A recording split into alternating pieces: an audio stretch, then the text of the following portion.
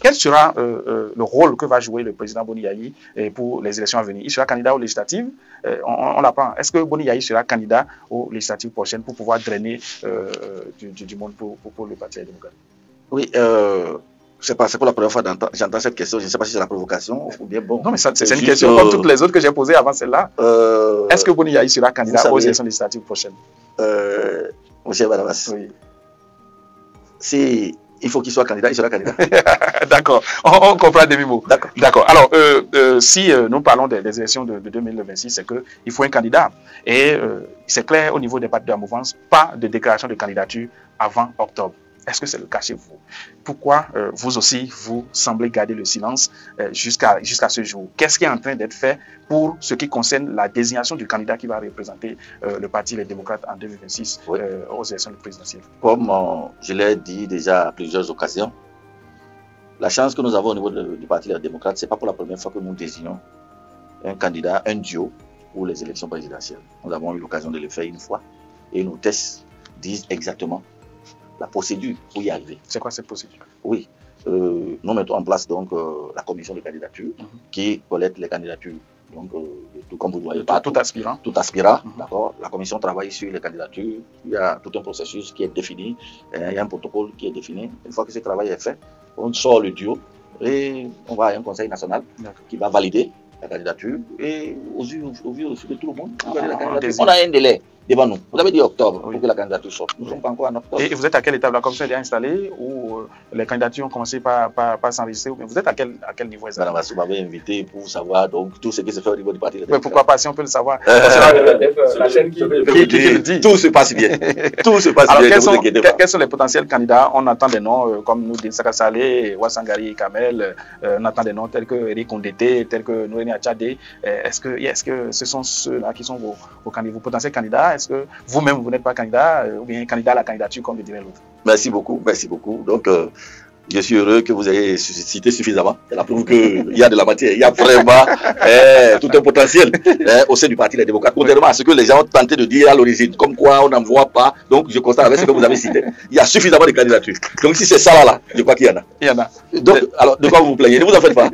D'ici là, oui. vous aurez la liste de nos candidats. Alors, est-ce que les démocrates, dans leur ancienne posture, dans leur ancienne appellation, ont déjà une fois, enfin, si je parle des démocrates dans leur ancienne vie, je parle du parti du président Boni Yayi, ouais. de l'ancien parti. Nous avons vu en 2016 comment ça s'est passé pour qu'on parachute un candidat pour être une personnalité, pour être candidat du parti. Est-ce que cette fois-ci, on est sûr que c'est parmi les noms que j'ai cités qui doit le candidat du Parti des démocrates, ou bien on pourrait aussi avoir un candidat qu'on n'attendait pas, qu'on ne connaissait pas dans l'arène politique béninoise pour être candidat?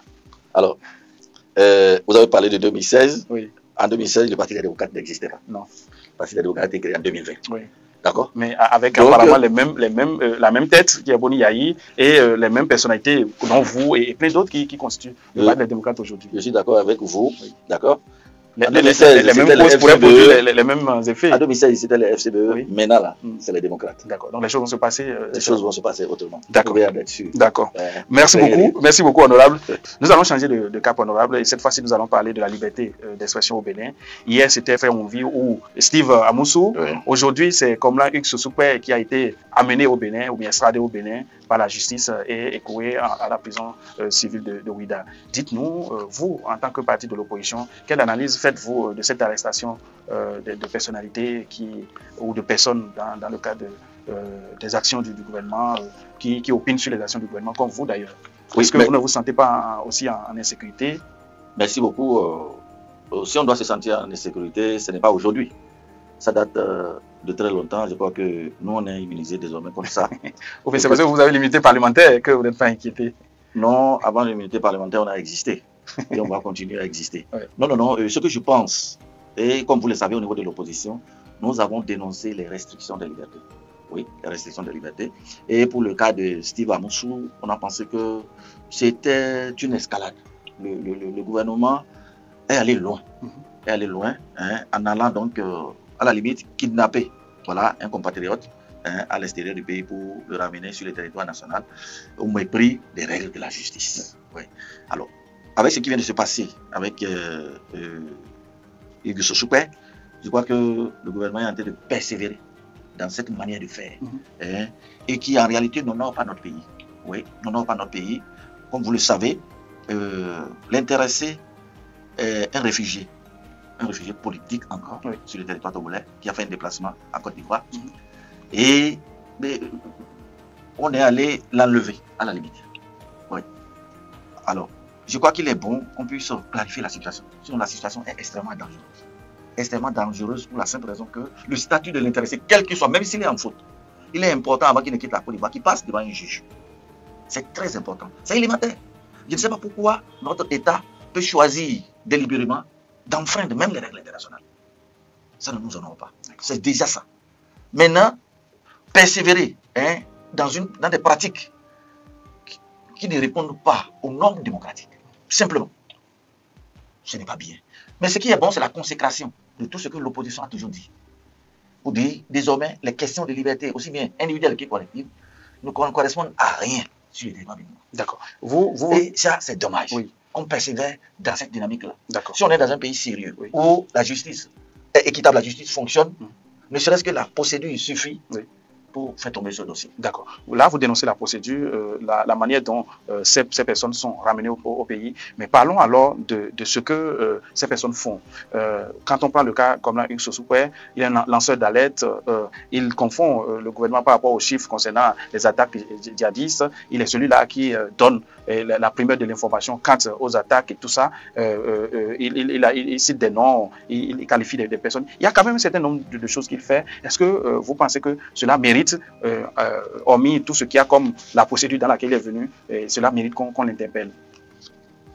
Oui, je crois que, qu'on le veuille ou non, on va se rejoindre. Ça revient au même. La question de la justice est une question sensible, est une question particulière. Oui. En toute situation, quel que soit ce que vous allez faire, quel que soit le crime que vous allez commettre, vous pouvez même tuer un homme. Tant que vous n'êtes pas encore passé devant la justice, vous êtes présumé innocent. Bien sûr. Il n'y a que la justice, d'accord, pour dire si vous avez commis tel acte ou tel autre. Si vous pouvez, on peut vous incriminer, on peut vous condamner pour ça ou non.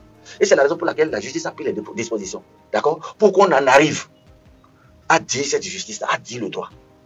Et dans la procédure, c'est que lorsque dans ce processus-là, la procédure est mal ficelée, le dossier tombe. C'est les faits de justice, c'est la justice qui est comme ça. Il faut respecter ça. C'est tout ce qu'on demande. Pour l'instant, là, nous, on ne peut pas se prévaloir. On ne connaît pas les sources de Hugues Sosupé. Nous, on ne sait pas. On aimerait bien que la justice vienne clarifier. Mais pour ça, là, il faut faire les choses dans la légalité. C'est tout ce qu'on demande. Oui, personne ne voudra qu'on dise non, si vous avez fait quelque chose de mauvais, qu'on vous condamne. Mais qu'on passe par la bonne procédure. C'est illégal. Oui, on a dit notre homme, le président de la République, il aime ce qui est beau, il aime ce qui est bon. Mais qu'il fasse ce qui est bon aussi. Oui, c'est dans l'intérêt de nous tous. C'est l'image de notre pays qu'on ternit. Oui, personne ne peut se soustraire quand l'image de notre pays se ternit. Non. On ne dit non, on ne veut pas savoir, c'est bon, ce qu'il fait, c'est pas bon. Non, ça c'est autre chose, c'est un autre cadre. Dites que la justice, qu'on fasse les choses telles qu'il faut le faire, et que la justice nous dit, voilà ce qu'il a fait de mauvais, on le condamne, et tout le monde sera d'accord pour ça. C'est tout ce qu'on veut. D'accord. Oui. Merci beaucoup, honorable. On vous aurait compris, nous sommes à la fin de cette émission. C'est allé très vite. Dites-nous, quel est votre mot de la fin? Merci beaucoup pour l'occasion que vous nous donnez à chaque instant, de faire en sorte que les auditeurs béninois puissent entendre plusieurs sons de cloche. Je crois que c'est à votre actif. C'est une très bonne chose. Nous vous remercions, nous vous encourageons. Et nous prions pour que ce qui arrive à Sosupé ne vous arrive pas et que ça n'arrive pas aux autres confrères pour le bonheur de notre démocratie. Nous sommes dans le pays, on n'aura pas besoin d'avions pour nous amener. Oui, oui. Oh, c'est pas forcément des avions, on connaît. Golf Télévision est là, et Radio Soleil FM est là, et beaucoup. On a vu ce qui s'est passé. Bon, alors, je crois qu'on n'a pas besoin d'aller jusque-là. La démocratie, je crois que c'est quelque chose qui se construit. C'est tout un processus. Et il est important qu'on travaille. Parce que rien ne peut se faire sans la liberté, sans le respect des droits de l'homme. C'est très important. Donc, il faut qu'on travaille à cela. Et surtout, qu'on fasse en sorte que au lieu de restreindre les libertés, et ça c'est le président Baptiste Talon lui-même qui le dit, il vaut mieux presque qu'il dérape et qui répond de ses actes. Oui. Est-ce que ce n'est pas ça? Tout ce qu'on interpelle, c'est... Non. Là, nous reprochons, même dans l'interpellation, s'il y a problème, ça c'est un enlèvement, on appelle ça. C'est un enlèvement, ce n'est pas bien. Ça ne nous honore pas. Parce qu'aujourd'hui, c'est lui qui est exilé. Qui sera exilé demain? Oui. Donc ce n'est pas bon. Prenons les bonnes habitudes. Oui. Ne faites pas aux autres ce que vous n'aurez jamais aimé que l'on vous fie. Non, pas du tout. C'est un enseignement Et ce que là où nous allons aujourd'hui, nous pensons qu'après 35 ans ou plus de démocratie, on ne doit pas reculer, on doit aller de l'avant. Oui, c'est ce que nous demandons. Et notre souhait le plus cher, nous sommes à la veille des élections, nous prions donc pour tout se déroule dans de bonnes conditions, oui, que le gouvernement, c'est sa responsabilité, prenne toutes les dispositions pour que tous les partis politiques puissent participer à cette élection-là et que le peuple béninois, pour une fois, retrouve le sourire lors des élections. C'est très important. Ça nous a manqué. On n'a pas eu ça. Tout ce qu'on a vécu en 2019, en 2021, jusqu'à récemment, qu'on passe ça. On dépasse ça. Et que cette fois-ci, que le Béninois, que les élections soient une fête. Que les élections soient une fête. C'est notre souhait le plus cher. Alors, pour que les élections soient une fête, il faut que le vivre ensemble soit cultivé. J'aimerais, pour finir vraiment, que vous me dites qu'est-ce que vous pensez du vivre ensemble au Bénin, quels sont les conseils que vous avez à donner aux populations pour que nous vivons en harmonie, pour que nous n'ayons pas à se méfier de l'autre, pour que la paix et la cohésion sociale soient de mise dans notre pays. Je crois que, comme nous l'avons toujours dit, nous avons été demandeurs de paix. Oui. Ça a été notre leitmotiv. Parce que sans la paix, rien. Vous avez vu à Gaza et en Israël tout ce qui a de se passer. En une journée, même si vous construisez des gratte-ciels, tout peut s'effondrer. S'il n'y a pas la paix, en une journée, ça peut s'effondrer. Oui. Donc, la première des choses, c'est de cultiver la paix. Et c'est ce que nous véhiculons. Oui. Et que maintenant, ceux qui nous dirigent prennent la mesure de l'enjeu. Oui. Pour éviter, d'accord, qu'on en arrive à des situations qui en viendront à remettre en cause la paix, à mettre en péril cette paix-là. C'est d'abord à travers les lois que nous prenons. C'est très important. C'est ça le fondement. Les lois que nous prenons, les tests que nous prenons, faisons en sorte que ces tests-là aillent dans le sens de l'harmonie, de préserver notre vivre ensemble. C'est ce dont nous parlons tous les jours. On revient là-dessus. Sur la base de nos propres intérêts. Ne remettons pas en cause l'intérêt de la nation. Ne remettons pas en cause l'intérêt de tout un peuple, de toute une nation. Oui. Parce que c'est toute la nation qui vous a confié la responsabilité de ce pays. 10 personnes, 15 personnes ne peuvent pas diriger un pays ensemble. Voilà pourquoi on s'entend pour dire, bon, vous pensez que vous êtes l'un des meilleurs parmi nous. On vous confie la responsabilité de notre pays. De ce que ce n'est pas ce peuple-là. C'est tout.